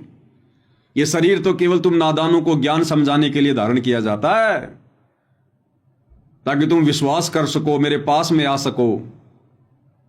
अरे कबूतर को कोई इंसान पकड़ना चाहेगा, वो पकड़ में आएगा क्या? दूर भागेगा, और कबूतर कबूतर के पास में आ जाएगा, दोनों खेलेंगे आपस में। तो इसी प्रकार भाई और बहनों, ये कबीर परमात्मा हमारे नजदीक आने के लिए सतगुरु का चोला धारण करते हैं, चोला। अन्यथा ये अपने ओरिजिनल रूप में आ जाए, नूरी रूप में आ जाए, तो आप और हम डर के मारे हमारा कलेजा फट जाए। अरे कोई भूत भैरव यदि हमारे आसपास आ जाए तो हमारी टट्टी पेशाब निकल जाती है, शरीर पसीना पसीना हो जाए, हड्डा टेक हो जाए। कोई भूत भी अगर आ जाए तो, जबकि भूत तो परमात्मा ने किस ब्रह्मांड की सबसे छोटी शक्ति बताई, सबसे छोटी भूत प्रेत। अगर भूत प्रेत भी हमारे सामने आ जाए तो टट्टी पेशाब निकल जाए। तो सोचो, अगर वो कबीर भगवान सर्वशक्तिमान परमात्मा यदि हमारे सामने आ जाए अपने उस वास्तविक वैभव में तो क्या होगा? इसलिए परमात्मा हमारे नजदीक आने के लिए, हमसे बातें करने के लिए, हमें तत्व ज्ञान समझाने के लिए हमारे जैसा चोला धारण करते हैं। ये परमात्मा एक लीला करते हैं, मनुष्य के बच्चे का रूप धारण करके, और हम उनको अपने जैसा मनुष्य मान लेते हैं, अपने जैसा शरीर वाला मान लेते हैं, देही वाला मान लेते हैं। इसलिए गुरुदेव कह रहे, देही को सतगुरु कहे यो सब धुंधर ज्ञान। कि ये जो मेरे सामने बैठे ना मेरे गुरुजी शरीर में, देही में, ये तो मेरे गुरुजी हैं, मेरे सतगुरु हैं। और कबीर जी तो सतलोक में रहते हैं। तो परमात्मा कहते हैं ऐसी सोच वाले भक्तों को धिक्कार है, धिक्कार। अब अगले सत्संग में क्या कह रहे हैं परमात्मा? कि सब इष्टन में सतगुरु सारा, कि सभी इष्टों का इष्ट कौन है? सतगुरु। सुनिएगा, इन भोली भाली आत्माओं को ये अच्छा लगे महीने में एक दिन तो जाना से 6 महीने में मारा हुआ गोता, ये बात नहीं है। बच्चा स्कूल में जावे, समर्यादा निभावे और फिर मुक्त अपनी भक्ति पढ़ाई कर पावे। इसी प्रकार आपने करना होगा, कर लो, चाहे किसी जन्म में, इस जन्म में कीजिए, चाहे फेर कीजिए, छूटेगा पीछा। इसी प्रकार पर समझदार वही है जो कि एक मौका है। गुरुदेव कह रहे हैं पीछा छूटेगा इसी प्रोसीजर से। चाहे कभी भी कर लेना, किसी भी जन्म में कर लेना, पीछा छूटेगा इसी प्रोसीजर से।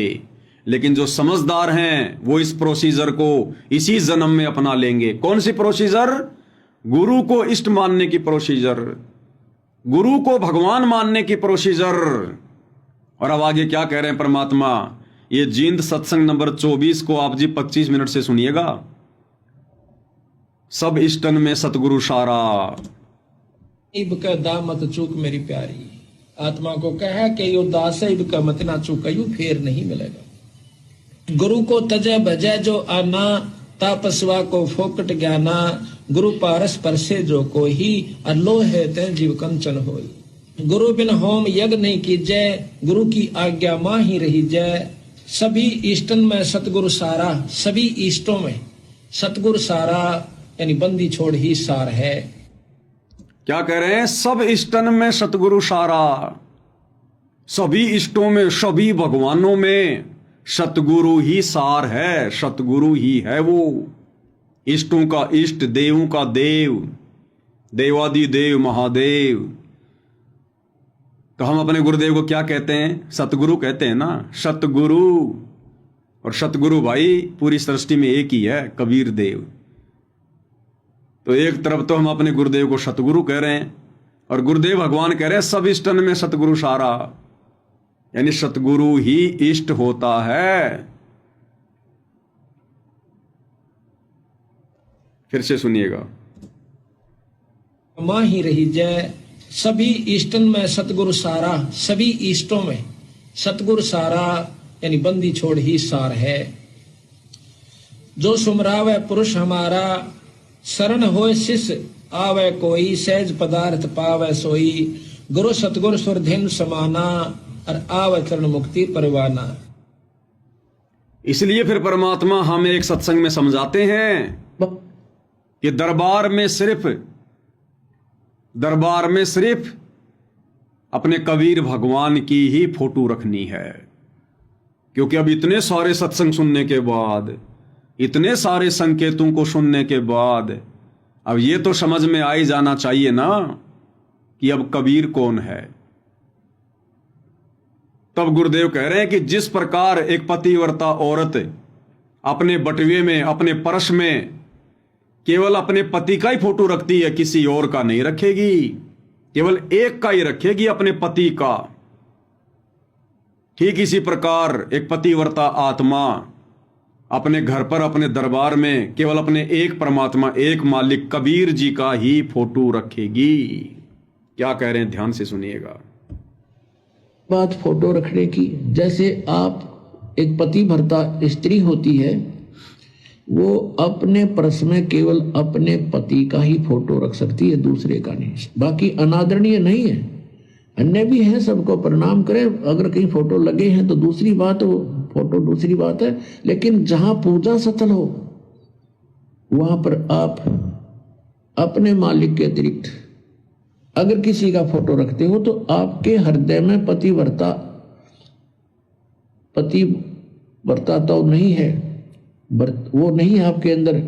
तो जहां दरबार लगा है, जहां हमारा पूजा स्थल है, वहां हमने केवल अपने मालिक, अपने परमात्मा एक कबीर जी का ही फोटो रखना है।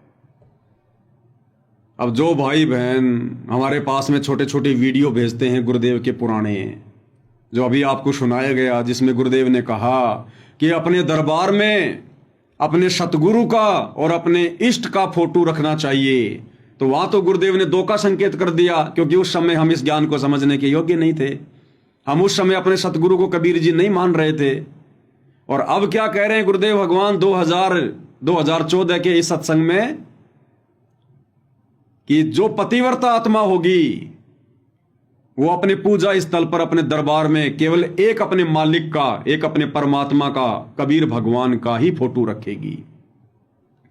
तो बताओ भाई, अगर आप लोग ये समझते हो कि वो कबीर जिसके बारे में गुरुजी कह रहे हैं, वो मालिक, वो परमात्मा, अगर वो कबीर दाढ़ी मूछ वाला है, तो फिर सतगुरु रामपाल जी की फोटो को वहां से हटा दीजिए आप लोग।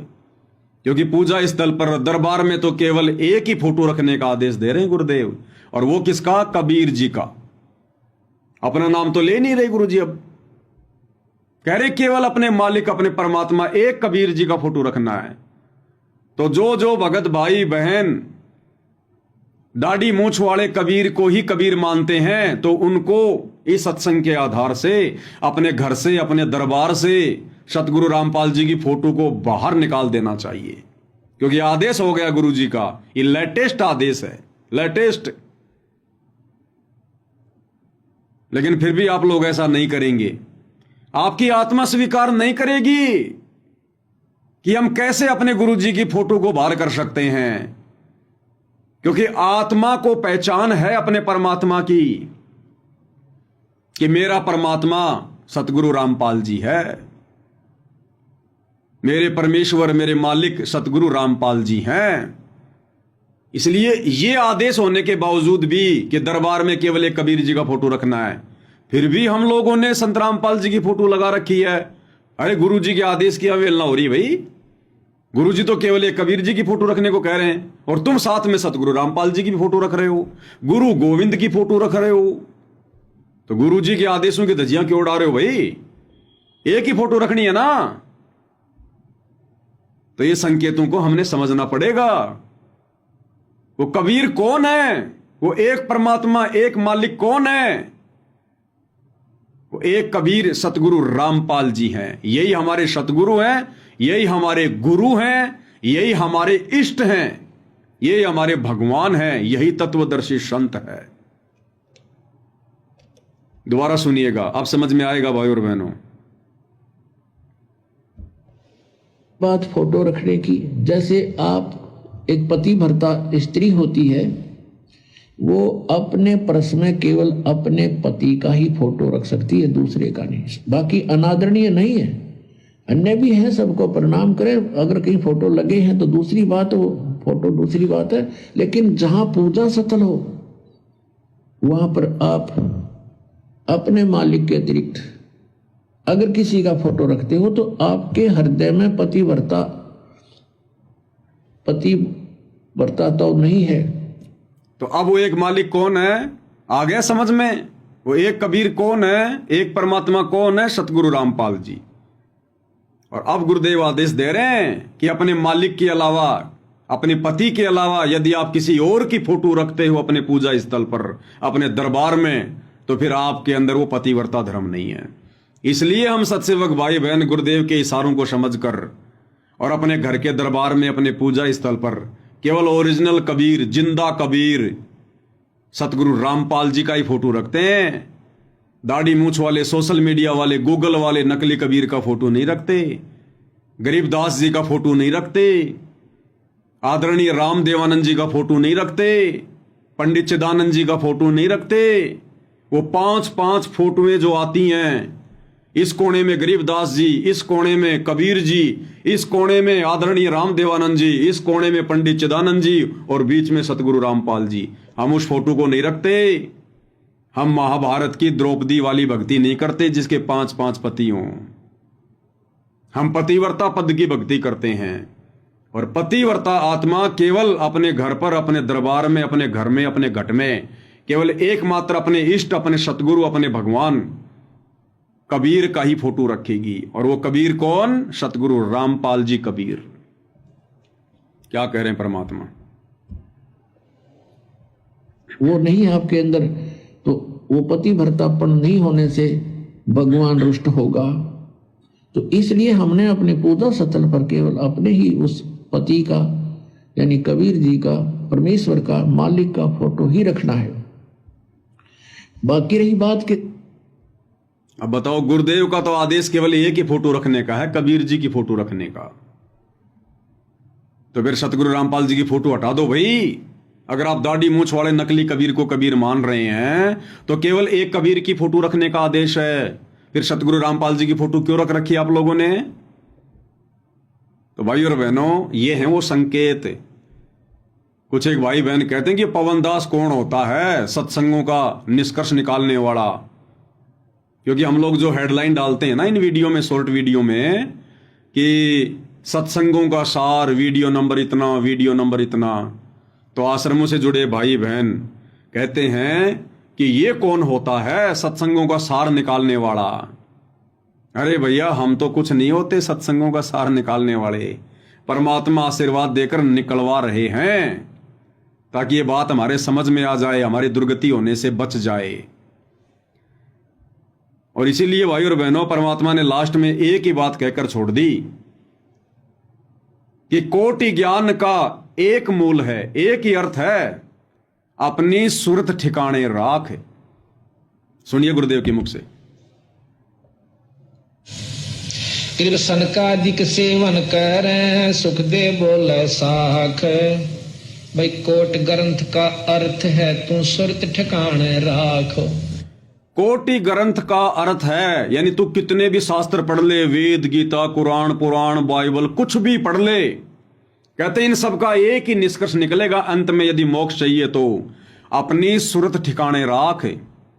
सुरत यानी अपना ध्यान अपने इष्ट पर रख, अपने गुरुजी के चरणों में रख, अपनी सुरत को अपने सतगुरु के चरणों में टिका के रख। उनके अलावा गलती से भी किसी और में इष्ट मत देख लेना, कबीर मत देख लेना, भगवान मत देख लेना। कोटि ग्रंथ का एक अर्थ है यानी सारे अध्यात्म का ये निष्कर्ष है, अपनी सुरती को ठिकाने रख, अपने गुरुदेव के चरणों में रख, उनके अलावा किसी और को पिता परमेश्वर के रूप में स्वीकार मत कर लेना। क्या कह रहे हैं मालिक, ध्यान से सुनिएगा। कृष्ण का अधिक सेवन करें सुख दे बोले साख। भाई कोट ग्रंथ का अर्थ है तू सुरत ठिकाने राख। अब कहते हैं सब ग्रंथों का यही, करोड़ ग्रंथों का अर्थ मैं तुझे बताऊं कि सुरत अपना दिद्य ने अपनी नीत ने एक जगह ठिकाने डाट कर राख के तेरा इष्ट उपास्य यूस। और जब यह सुरत यहाँ डटेगी तो उपासना पर भी डटेगी, नहीं तो न रहेगी मन में कहते फलाना देवता कड़ी शक्ति हो, कहते माता ने पूज ले वाह नाराज हो रही हो, इस तरह की उपासना रखोगे तो सुरत नहीं टकेगी, काम नहीं बनेगा। क्लियर कर दिया गुरुदेव ने कि कोटि ग्रंथ का एक अर्थ है अपने सुरत ठिकाने राख, यानी तेरा इष्ट कौन है इस बात की पहचान कर पहले। जैसे कि दास बार बार भाई बहनों को गुरुदेव के आशीर्वाद से कहता है कि भाई भक्ति तो उस समय शुरू होगी जब पहले हमें भगवान समझ में आएगा, तब हमें भक्ति करने में हमारी रुचि बनेगी। तो गुरुदेव कह रहे हैं कोटि ग्रंथ का एक ही अर्थ है अपनी सुरत ठिकाने राख। पहले ये तो पहचान ले कि नादान तेरा इष्ट कौन है। अरे परमात्मा कौन है, तेरा इष्ट कौन है। भक्ति तो उसके बाद करेगा तू, अन्यथा तुझे कोई भी डगमग कर देगा। जैसे जगत वालों के हिसाब से परमात्मा समझा रहे हैं कि अगर आपको भगवान की पहचान नहीं हुई कि वो एक भगवान कबीर है तो कोई भी आपको भ्रमित कर देगा। आप भी डर डर के भक्ति करोगे कि कहीं मैंने कबीर जी को भगवान मान लिया तो कहीं ये माता मसाणी भैरव भूत हनुमान ये देवी देवता मुझे गढ़ ना दें, मुझे नुकसान ना पहुंचा दें। वो हमेशा डरेगा, वो दृढ़ नहीं हो सकता जिसको अपने इष्ट के विषय में पूरी जानकारी नहीं है। और सतगुरु रामपाल जी के भक्ति मार्ग के हिसाब से जब तक उनसे उपदेश लेने के बाद भगत को यह बात समझ में नहीं आएगी कि तेरा इष्ट केवल तेरा गुरु है, जब तक वो अपने गुरु को अपना इष्ट नहीं मानेगा, अपनी सुरती को इष्ट रूप में गुरु जी के चरणों में समर्पित नहीं करेगा, तब तक भाई बहनों भयभीत रहेगा, भ्रमित रहेगा। कोई भी उसको डगमग कर देगा कि यार मैं कहीं गुरु जी को इष्ट मान लूं और कल को क्या पता वो दाढ़ी मूंछ वाला कबीर जी निकले इष्ट, तो मेरी तो बनी बनाई बात ही बिगड़ जाएगी सत्सेवकों के चक्रों में आकर। तो वो भ्रमित रहेगा, वो दृढ़ नहीं हो सकता कभी भी। तो गुरुदेव कह रहे हैं करोड़ ग्रंथ का यही अर्थ है अपनी सुरती को ठिकाने पर राख। कृष्ण का अधिक सेवन करें सुख दे बोले साख। भाई कोट ग्रंथ का अर्थ है तू सुरत ठिकाने राख। अब कहते हैं सब ग्रंथों का यही, करोड़ ग्रंथों का अर्थ मैं तुझे बताऊं कि सुरत अपना दिद्य ने अपनी नीत ने एक जगह ठिकाने डाट कर राख के तेरा इष्ट उपास्य यूस। और जब यह सुरत यहाँ डटेगी तो उपासना पर भी डटेगी, नहीं तो न रहेगी मन में कहते फलाना देवता कड़ी शक्ति हो, कहते माता ने पूज ले वाह नाराज हो रही हो। इस तरह की उपासना रखोगे तो सुरत नहीं टकेगी, काम नहीं बनेगा। तो भाई और बहनों, ये सुरती ठिकाने आई है गुरुदेव के आशीर्वाद से, साध संगति से जुड़ने के बाद। और जब हमारी सुरती ठिकाने लगेगी, हमें इतना दृढ़ विश्वास होगा कि हमारा इष्ट हमारा गुरु ही है, हमारे गुरु के अलावा दूसरा कोई कबीर धरती पर नहीं है। उसके बाद फिर परमात्मा ने एक सत्संग में बताया, फिर तुम्हारी भक्ति बनेगी। गुरुदेव कह रहे हैं, जिस दिन आपको यह विश्वास हो जाएगा कि यह मार्ग सच्चा है और दूसरा कोई रास्ता नहीं है, उसके बाद आपकी मर्यादा टूटेगी नहीं। और यह विश्वास होगा कब? जब हमें पहले अपना इष्ट समझ में आएगा, जब हमें अपने गुरुदेव पर, अपने इष्ट पर अंधविश्वास होगा, ब्लाइंड फेथ होगा। कहे कबीर सुनो भाई साधो, मैं तो हूं विश्वास में। तो क्या कह रहे हैं परमात्मा? उसके बाद फिर तुम्हारी मर्यादा 100 में भी नहीं टूटेगी। पूरे ब्रह्मांड को एक संत बहुत है जो सत उपदेश देने वाला।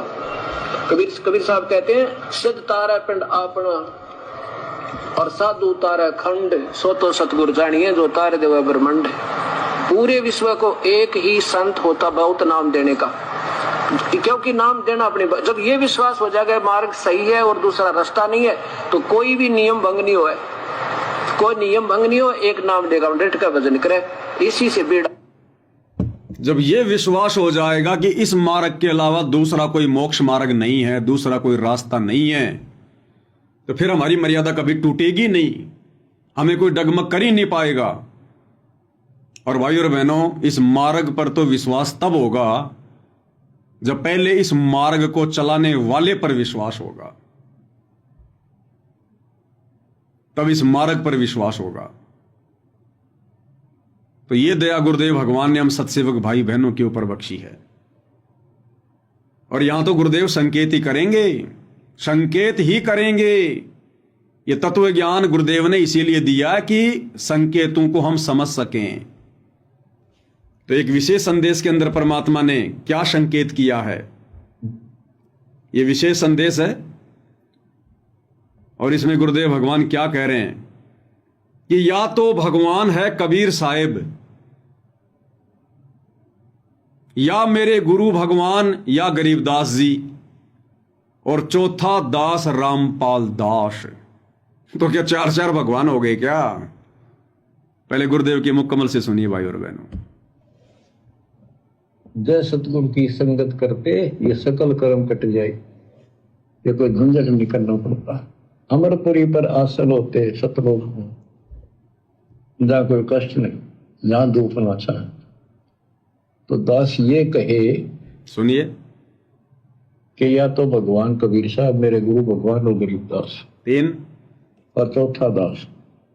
इनके अतिरिक्त, वर्तमान में दास के अतिरिक्त विश्व में किसी के पास ना वेद ज्ञान, ना गीता ज्ञान, ना कुरान और बाइबल ज्ञान, किसी को किसी प्रकार का ठीक ज्ञान नहीं। इसको कोई कहे यह मान बढ़ाई करता है, उसकी अपनी समझ है, अपनी सोच है, लेकिन यह 100% सच्चाई है। तो who is Guru, who is सतगुरु और हु इज गॉड, ये आप अच्छी तरह समझ चुके हो बच्चों। परमात्मा आपको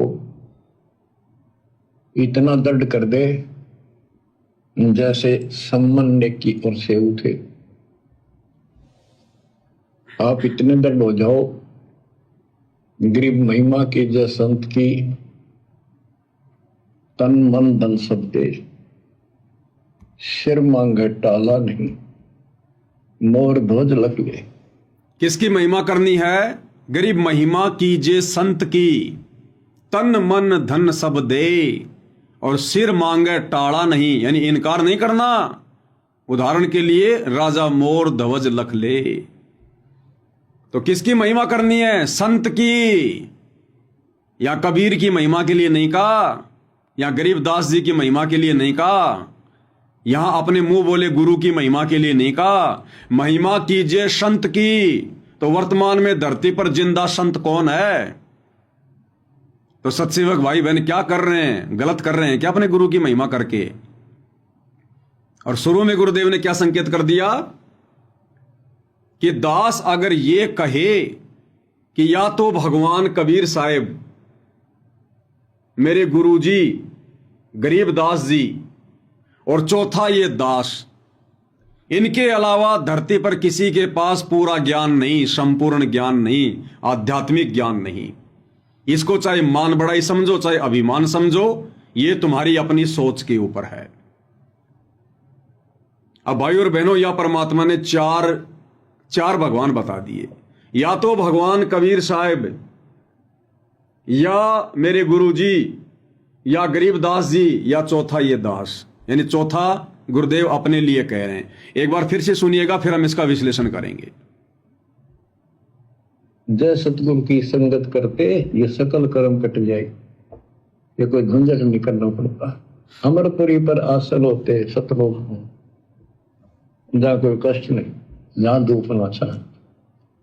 तो दास ये कहे कि या तो भगवान कबीर साहब मेरे गुरु भगवान और गरीबदास, और चौथा दास, इनके अतिरिक्त वर्तमान में दास के अतिरिक्त विश्व में किसी के पास ना वेद ज्ञान, ना गीता ज्ञान, ना कुरान और बाइबल ज्ञान। तो गुरुदेव ने यहां अपने आप को चौथे नंबर पर रखा है। पहले नंबर पर कबीर साहब को, दूसरे नंबर पर अपने मुंह बोले गुरुदेव को, तीसरे नंबर पर गरीबदास जी को, और चौथे नंबर पर अपने आप को। अब जो भाई ये कहते हैं कि भाई पवन दास कौन होता है, सत्संगों का सार निकालने वाला, तो भैया मैं 5-10 मिनट रुक जाऊं, आप लाइव देख रहे हैं तो आप निकाल के दे दो, कमेंट्स कर दो, देखिए इस बात का क्या रहस्य है। गुरुदेव ने स्वयं परम शक्ति होते हुए अपने आप को चौथे नंबर पर क्यों रखा? आप निष्कर्ष निकाल के दे दो भाई, मैं तो रुक जाता हूं 5-10 मिनट, कोई दिक्कत नहीं है। तब तक आप सोच लो, समझ लो, निष्कर्ष निकाल लो भाई। तो परमेश्वर ने, गुरुदेव भगवान ने अपने आप को चौथे नंबर पर क्यों रखा, जबकि ये तो फर्स्ट नंबर पर होने चाहिए। बाकी 3 तो रिजेक्ट हैं, वो भगवान नहीं है। वो अपने समय पर भगवान हो सकते हैं। 650 साल पहले कबीर जी आए दाढ़ी मूछ वाले रूप में, वो उस समय के भगवान हो सकते हैं। 350 साल पहले गरीबदास जी आए, वो उस समय के भगवान तत्वदर्शी संत हो सकते हैं। और पूज्य परमेश्वर रामपाल जी ने जो भूमिका निभाई गुरु शिष्य की, उनके मुंह बोले गुरु आदरणीय रामदेवानंद जी, वो अपने स्तर पर भगवान हो सकते हैं। उनकी संगत के लिए, जो उनके भगत थे, उनके लिए वो भगवान हो सकते हैं, अध्यात्म के जानकार हो सकते हैं। लेकिन वर्तमान 13वें पंथ के पंथियों के लिए, सतगुरु रामपाल जी परमेश्वर जी के फॉलोवर्स के लिए, वो तीनों रिजेक्टेड हैं, रिजेक्टेड। हमारे लिए केवल हमारे पूज्य गुरुदेव भगवान ही एकमात्र परमेश्वर हैं, परम शक्ति हैं, और हैं भी। अगर हम बातें करें उन तीनों भगवानों की जिनको गुरुदेव ने 1, 2 और 3 नंबर पर रखा है, कबीर जी, गरीबदास जी और आदरणीय रामदेवानंद जी, कह रहे हैं इनके अलावा और वर्तमान में दास के अलावा किसी के पास भी संपूर्ण आध्यात्मिक ज्ञान नहीं। लेकिन भाई और बहनों, आज आप और हम ये सीना ठोक कर कह सकते हैं, इस तत्व ज्ञान को आधार बनाकर कह सकते हैं, भले ही 650 साल पहले स्वयं सतगुरु रामपाल जी ही कबीर नाम से आए थे, लेकिन जो भूमिका उन्होंने की, उस आधार से हमें यह कहने में जरा भी संकोच नहीं होना चाहिए कि उस समय संपूर्ण ज्ञान उनके पास भी नहीं था। हालांकि वे तो ज्ञान में गर्क हैं, सब कुछ था उनके पास में, लेकिन उन्होंने मूल ज्ञान नहीं दिया। उन्होंने 650 साल पहले किसी को भी सार ज्ञान नहीं दिया, मूल ज्ञान नहीं दिया, ये तत्व भेद नहीं दिया, संपूर्ण सृष्टि रचना नहीं बताई। इसलिए वर्तमान में हमारी नजरों में भले ही 650 साल पहले संत रामपाल जी ही कबीर नाम से आए थे, लेकिन वर्तमान परिस्थितियों के हिसाब से अपने सतगुरु को विशेष महत्वता देते हुए हम ये कह सकते हैं कि कबीर जी को भी 650 साल पहले संपूर्ण ज्ञान नहीं था। भाई जब ज्ञान दिया ही नहीं तो हम क्यों कहें कि उनको ज्ञान था? तो कबीर जी रिजेक्टेड, 650 साल पहले वाले कबीर जी रिजेक्टेड, ना कि वर्तमान वाले सतगुरु रामपाल जी कबीर जी। तो 650 साल पहले वाले कबीर जी रिजेक्टेड, जिनको सतगुरु रामपाल जी ने 1 नंबर पर रखा। अरे उस समय तो कबीर जी खुद कहा करते थे, उनकी वाणी है कि 9 मन सूत उलझिया और ऋषि रहे झकमार, और सतगुरु ऐसा सुलझा देगा उलझे ना दूजी बार। अगर वही अपने आप में संपूर्ण सतगुरु होते तो उसी समय सुलझाते दे भाई, उसी समय सुलझा देते इस अध्यात्म ज्ञान को जो उस समय के विद्वान ब्राह्मणों ने, पंडितों ने, आचार्य शंकराचार्यों ने उलझा रखा था। वो सुलझा सकते थे, उनके पास में सब कुछ था, लेकिन उस समय की परिस्थितियों के अनुसार उन्होंने आगामी सतगुरु के ऊपर छोड़ दिया कि भैया मैं अभी इस ज्ञान को पूरा नहीं सुलझाऊंगा। और उन्होंने संकेत कर दिया कि 9 मन सूत उलझिया ऋषि रहे झकमार, और सतगुरु ऐसा सुलझा देगा उलझे ना दूजी बार। तो वो ही सुलझा देते उस समय भाई, सतगुरु पे क्यों छोड़ दिया? तो वो अध्यात्म ज्ञान आज पूरी तरह से जो उलझा हुआ था, किसने सुलझाया भाई? हम भोग की आरती में वाणी पढ़ते हैं, सतगुरु की वाणी है अनमोल, इसे ना समझ सके अनमोल, और साहिब ने भेद दिया सब खोल, अपनी सतलोक राजधानी का। तो सतलोक राजधानी का पूरा भेद आज किसने खोला? सतगुरु रामपाल जी ने। तो वाणी के अनुसार वो साहिब कौन है कि साहिब ने भेद दिया सब खोल, अपनी सतलोक राजधानी का? वो साहिब यानी कबीर परमात्मा सतगुरु रामपाल जी हुए, जिन्होंने आज संपूर्ण अध्यात्म ज्ञान को वेद, कुरान, पुराण, शास्त्रों से प्रमाण दिखा दिखा के खोल दिया। अरे 650 साल पहले तो नहीं खोला था भाई कबीर जी ने। उन्होंने तो सृष्टि रचना भी पूरी नहीं बताई, उन्होंने तो भगवान का नाम भी नहीं बताया, क्योंकि कबीर नाम से तो खुद आए हुए थे। जब कोई पूछता था कि जी परमात्मा कौन है, तो कहते थे सत्य पुरुष है, सत्य पुरुष ने भेजा मेरे को। तो उस समय उन कबीर जी को भी संपूर्ण आध्यात्मिक ज्ञान नहीं था।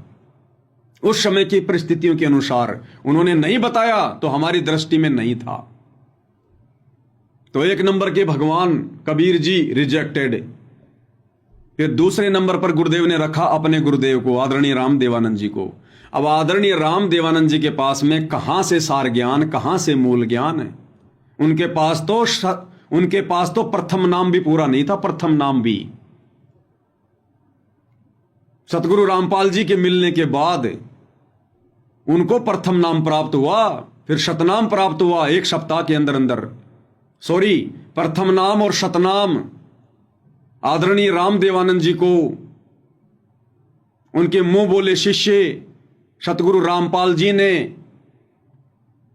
प्रथम नाम और शतनाम दोनों एक साथ दिए, और 1 सप्ताह के अंदर अंदर उनको सार नाम दिया। तो आदरणीय राम देवानंद जी, वो तो आप और हमारी तरह एक जीव हैं। वो तो एक भगत थे, अपनी भक्ति कर रहे थे। वो भगवान थोड़ी थे। लेकिन गुरु को महिमा देनी पड़ती है आप और हमें भक्ति का पाठ समझाने के लिए। तो पूज्य परमेश्वर रामपाल जी ने अपने मुंह बोले गुरु को दूसरे नंबर का भगवान बताया। तो आप और हमारी नजरों में वो दूसरे नंबर के भगवान आदरणीय राम देवानंद जी रिजेक्टेड। तीसरे नंबर का भगवान बताया गरीबदास जी को। तो भाई हमारी नजरों में गरीबदास जी भी पूर्ण परमात्मा नहीं थे। भले सतगुरु रामपाल जी ने ही गरीबदास जी की भूमिका निभाई थी, गरीबदास जी के रूप में सतगुरु रामपाल जी ही थे, लेकिन उन्होंने भी उस समय संपूर्ण आध्यात्मिक ज्ञान नहीं दिया, सृष्टि रचना का पूरा खुलासा नहीं किया, और अपने एक भी शिष्य को वो सतलोक नहीं ले जा पाए। एक भी शिष्य का उन्होंने उद्धार नहीं किया, एक का भी। उन्होंने हजारों की संख्या में शिष्य बनाए, और उनके 2 परम भगत थे, संतोष दास और बनखंडी दास। उन दोनों का भी उन्होंने उद्धार नहीं किया, उनका मोक्ष नहीं हुआ। तो हमारी नजरों में गरीबदास जी भी रिजेक्टेड। हमारी नजरों में गरीबदास जी भगवान नहीं है। भले वो भूमिका सतगुरु रामपाल जी ने की, कबीर भगवान ने की, लेकिन हमारी नजरों में वो भगवान नहीं। अरे जब हमारे गुरुदेव भगवान, हमें पता चला गया कि स्वयं परमात्मा है, परमेश्वर है, जगत गुरु है, इनसे बढ़कर कोई ज्ञानी नहीं, कोई ध्यानी नहीं, और उसके बावजूद भी ये झूठी महिमा दे रहे हैं अपने मुंह बोले गुरु को कि वो भगवान है। तो आप और हमें भला क्या शर्म, क्या संशय। आज से पहले कबीर जी ने भिन्न भिन्न रूप बनाकर लीलाएं की और संपूर्ण ज्ञान नहीं दिया, तो हमारी नजरों में वो कहां से भगवान। भगवान तो वो होता है जो संपूर्ण ज्ञान दे, सारा समाधान करे, आत्माओं को सतलोक पहुंचा दे। तो बताओ कबीर जी ने 64 लाख में से एक को भी सतलोक भेजा क्या? गरीबदास जी ने हजारों में से एक को भी सतलोक भेजा क्या? आदरणीय राम देवानंद जी के 9 लाख शिष्य थे पंजाब में, क्या एक को भी सतलोक भेजा क्या? उन्होंने तो आगे चलकर यह क्लियर कर दिया कि भाई आज के बाद संत रामपाल जी तुम सबका गुरु, मैं किसी का गुरु नहीं। जिसको मोक्ष चाहिए दोबारा से संत रामपाल जी से दीक्षा ले लो। तो काहे के भगवान, भगवान होते तो खुद ना पार कर देते। अब आकर सतगुरु रामपाल जी ने बैन लगा दिया और कह दिया कि मेरे बाद में कोई गुरु नहीं, अब मेरे बाद में कोई शरीर रूप में गुरु नहीं होगा, ये गद्दी परंपरा नहीं चलेगी। केवल डीवीडी से नाम दिया जाएगा, कंप्यूटर से नाम दिया जाएगा, नूरी शरीर से नाम दिया जाएगा।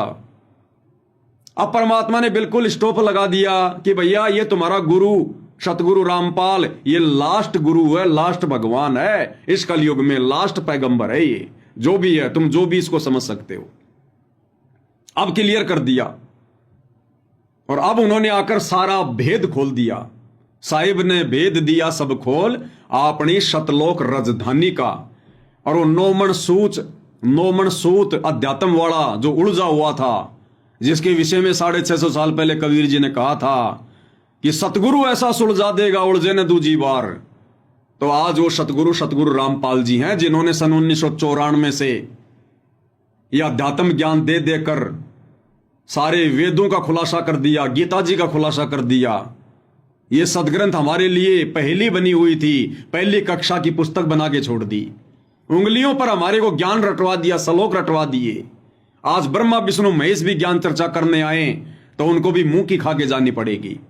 तो ये है वो असली भगवान, ये है असली कबीर। और भैया कबीर जी अगर पूरे गुरु होते, पूरे भगवान होते, तो 650 साल पहले अपने एक शब्द में फिर उन्होंने सतगुरु रामपाल जी के लिए क्यों कहा कि भैया मैं तो सतगुरु रामपाल जी के रूप में आकर तुम सबका उद्धार करूंगा। क्या कहा परमात्मा ने उस शब्द में, ध्यान से सुनिएगा। मन मान जा बुढ़ापा आवेगा, मन मान जा बुढ़ापा, मन मान जा बुढ़ापा आवेगा, मन मान जा बुढ़ापा, बिना भजन तेरी होवे दुर्गति, तो बड़ा बड़ा पछतावेगा, मन मान जा बुढ़ापा आवेगा, मन मान जा बिना भजन बड़ा बड़ा पछतावेगा, मन मान जा बुढ़ापा आवेगा, मन मान जा बुढ़ापा। ये कबीर जी का शब्द है। 650 साल पहले कबीर जी ने यह शब्द गाया था। और इसके लास्ट के चौपाई में कबीर जी ने क्या कहा? कबीर जी ने क्लियर कर दिया कि भैया ये संपूर्ण ज्ञान, संपूर्ण आध्यात्मिक ज्ञान, ये नौमन सूत आध्यात्मिक ज्ञान जो इन नकली धर्म गुरुओं ने काल प्रेरणा से उलझा रखा है, यानी भक्ति मार्ग से सबको भ्रमित कर रखा है, क्लियर कर दिया अगली चौपाई में कि वो कौन सुलझाएगा, कब सुलझाएगा, और मैं कबीर कब आऊंगा दोबारा से, और किस नाम से आऊंगा? संत रामपाल जी के नाम से आऊंगा। 650 साल पहले क्लियर, लास्ट की चौपाई में। अब आप सुनिएगा क्या कह रहे हैं कबीर जी 650 साल पहले। भाई जल्दी ले ले नाम गुरु का, तुझे मनुष्य जन्म मिल जाएगा। कि नादानो, तुम फटाफट जो गुरु रूप में मैं आया हुआ हूं, जल्दी ले ले नाम गुरु का, मेरे से जल्दी जल्दी नाम ले लो, तुम्हें मनुष्य जन्म मिल जाएगा। उस कलयुग की पिछली पीढ़ी तक मैं तुम्हारी बैटरी चार्ज कर दूंगा और तुम्हें बार बार मनुष्य जन्म मिलते रहेंगे। भाई जल्दी ले ले नाम गुरु का, तुझे मनुष्य जन्म मिल जाएगा। और फिर क्या होगा? संत राम पाल तेरा सतगुरु आके तन फिर भक्ति दरड़ावेगा। राम पाल तेरा गुरु आके तन फिर भक्ति दरड़ावेगा। 650 साल पहले कहा था कबीर जी ने। लोग कहते हैं कि रामपाल जी का कहां प्रमाण है, कहां प्रमाण है? सुनिएगा। दी ले लेना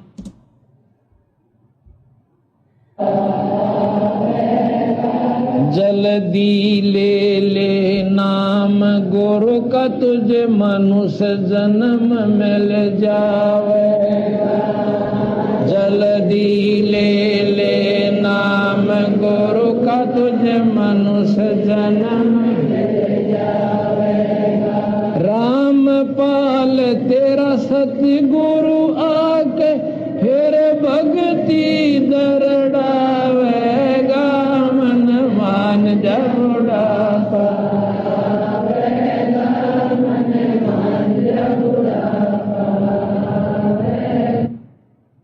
कोई नादान काल प्रेरणा से ये ना सोचे कि भाई नहीं नहीं ये शब्द कबीर जी का नहीं है, ये तो संत रामपाल जी ने बनाया है। तो शब्दों को पकड़िए। इस शब्द में क्या कहा जा रहा है? भाई जल्दी ले ले नाम गुरु का, तुझे मनुष्य जन्म मिल जाएगा। और रामपाल तेरा सतगुरु आके तन फिर भक्ति दरड़ावेगा। अरे अब सतगुरु रामपाल जी के अलावा और कौन सा रामपाल आएगा जो भक्ति दरड़ाएगा? वर्तमान में तो नाम दे रहे हैं सतगुरु रामपाल जी कि जल्दी ले ले नाम गुरु का, तुझे मनुष्य जन्म मिल जाएगा। और रामपाल तेरा सतगुरु आके, तो सतगुरु रामपाल जी कहेंगे क्या कि रामपाल तेरा सतगुरु आके? आगे और भी कोई रामपाल जी आने क्या? तो ये शब्द कबीर जी का। अब भाई और बहनों, कबीर जी ने तो 36 अरब या कितनी वाणियां बोली हैं परमात्मा ने चारों युगों में। 36 अरब ज्ञान हम भाग्या, मूर्ख जीव का एक ना ला गया। तो ना जाने कितने शब्द परमात्मा ने गाए हैं। अब उन शब्दों को वर्तमान में कौन बता सकता है जो स्वयं कबीर है? तो ये बहुत बड़ा एक प्रमाण है कि हमारे गुरुदेव भगवान कौन है। स्वयं कबीर भगवान है जिन्होंने 650 साल पहले शब्द के माध्यम से आप और हम नीचों को, 64 लाख वाली आत्माओं को चेताया था कि नालायकों तुम पार तो नहीं हो पाओगे, क्योंकि तुम अपने गुरु को परमात्मा नहीं मान रहे। तुम मुझे केवल एक गुरु मान रहे हो, मानुष मान रहे हो। केवल झूठा ढोंग करते हो कि हमारे गुरु जी परमात्मा है, कबीर जी भगवान है, भगवान है। 64 लाख की परीक्षा ली थी, सब फेल हो गए। तब परमात्मा ने कहा था अरे जल्दी ले ले नाम गुरु का, तुझे मनुष्य जन्म मिल जाएगा। कि नालायकों अब तुम्हारे ऊपर रहम कर देता हूं मैं, क्योंकि भगवान दयालु होते हैं। जो मैं पूत कपूत हूं बहुर पिता को लाज। बाप अपने बेटे की गाली खाकर, मार पिटाई खाकर भी हमेशा उसके हित की सोचता है। अब ये तो परम पिता हैं भाई, दयालु हैं। तो इन्होंने फिर भी यही कहा कि नालायकों मेरे से नाम ले लो फटाफट, ये प्रथम नाम ले लो, 5 मंत्र, इसके जाप से तुम्हारे को मनुष्य जन्म मिलते रहेंगे। और जब कलयुग की बिजली पीढ़ी आएगी उस समय रामपाल तेरा सतगुरु आकर तन फिर भक्ति दरड़ावेगा। तो कबीर और रामपाल यदि अलग अलग हैं तो कबीर इतना कमजोर है क्या जो रामपाल जी को भेजना पड़ा भक्ति दरड़ाने के लिए, और 650 साल पहले खुद भक्ति नहीं दरड़ा पाया? तो कबीर जी स्वयं रामपाल जी के रूप में धरती पर वर्तमान में आए हैं। ये आप और हमारा परम सौभाग्य है। और ये सारे प्रमाण, ये सारे सबूत परमात्मा इसलिए साथ संगति के माध्यम से खुलकर सामने रखवा रहे हैं ताकि अब की बार हम वो गलती करने से बचें जो गलती हम गुरु को मानुष मानकर युगों युगों से करते आ रहे हैं, जिसके अभाव में परमात्मा मिलने के बाद भी हम मोक्ष से वंचित रह जाते हैं। तो भाई और बहनों, बहुत बड़ी दया है, बहुत बड़ी मेहर है पूज्य गुरुदेव भगवान की। असीम छप्पर फाड़ दया कर रखी है गुरुदेव ने सत्सेवक भाई बहनों पर। इस घोर कलयुग में परमात्मा अपनी पहचान करवा के दिन रात अपनी महिमा करवा रहे हैं, तन मन धन से भक्ति करवा रहे हैं परमात्मा। और आज गुरुदेव ने अपने सत्सेवक बच्चों को इस कदर दृढ़ कर दिया है कि ब्रह्मा विष्णु महेश तो क्या, साक्षात काल भी धरती पर आकर डराना चाहे, भयभीत करना चाहे, कितने रूप बनाकर, कैसा ही रूप बनाकर हम सत्सेवक भाई बहन टस से मस भी नहीं होने वाले, टस से मस भी। और यही दृढ़ता एक दिन भाई और बहनों हमारे को सतलोक में ले जाकर बैठा देगी। तो पूज्य गुरुदेव भगवान के आशीर्वाद से आज की सात्संगति में केवल इतना ही। कल परमेश्वर रजा करेंगे तो फिर सतगुरु महिमा में उपस्थित होंगे। तब तक परमेश्वर हम सबको आज्ञा दे, सद्बुद्धि दे, आशीर्वाद दे, हमारा मार्गदर्शन करे। बंदी छोड़ सतगुरु रामपाल जी परमेश्वर जी की जय हो।